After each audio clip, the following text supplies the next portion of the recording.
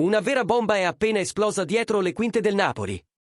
Sì, tifosi, tenetevi forte perché la notizia arrivata questa sera sta facendo discutere tutta la città e, ovviamente, tutti noi che amiamo questo club. E se siete appassionati del Napoli, dateci un like e iscrivetevi al canale. Perché qui sarete sempre aggiornati sulle ultime novità, in modo rapido e preciso. E guarda, oggi l'atmosfera è infuocata. C'è un intenso movimento dietro le quinte e ciò che sta per accadere potrebbe cambiare completamente il corso della nostra stagione. Preparati, perché quello che sto per dirti sta mettendo tutti in allerta. Qualcosa di grande si sta preparando nel cuore del Napoli e promette di sconvolgere il futuro della nostra squadra. E non sono solo chiacchiere da corridoio. A dare questa informazione è stato niente meno che Emanuele Cammarotto, uno dei giornalisti più autorevoli e ben informati del mercato. Secondo lui, Federico Chiesa, sì, proprio lui, è completamente disposto a indossare la maglia del Napoli. E non finisce qui. Anche Darwin Núñez, stella del Liverpool, ha dato il via libera e ha approvato l'idea di sbarcare nella nostra città. Proprio così, due giganti del calcio europeo sono, in questo preciso momento, con le porte spalancate per difendere il Napoli. E sapete una cosa? Le trattative procedono a 1000. C'è persino una data fissata, la prossima settimana, a Milano. Si terrà un incontro decisivo tra i rappresentanti del Napoli e lo staff di Núñez. E i contatti continuano ad essere intensi, praticamente ogni giorno. E come se questo non fosse già abbastanza folle, il Napoli sta avanzando con decisione anche su un altro nome importante per rafforzare la difesa.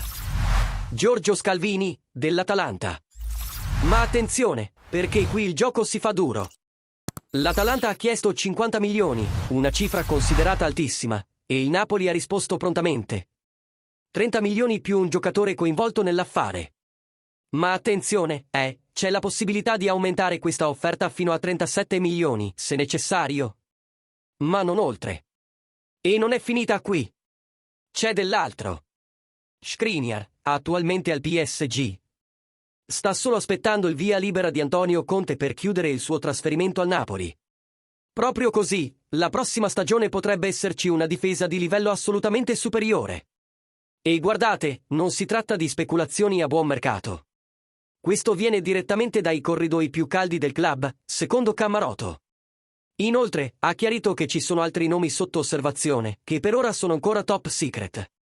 E ancora, Juric, allenatore che segue da vicino il mercato, ha mostrato interesse per il nostro giocatore Zanoli, che per ora non ha trattative in corso con il Bologna. Ma potrebbe finire per essere utilizzato come moneta di scambio nelle trattative. Ora voglio sapere da te, tifoso appassionato del Napoli. Cosa ne pensi di questa vera e propria rivoluzione che sta avvenendo nel nostro club? Chiesa, Darwin Núñez, Scalvini, Skriniar. Sono questi i nomi giusti per riportare il Napoli al vertice? Commenta qui sotto la tua opinione, se sei favorevole a queste trattative, se faresti diversamente.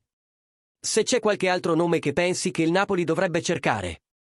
Voglio leggere i commenti di tutti. E naturalmente, se ti è piaciuto questo aggiornamento, lascia un super grazie al video.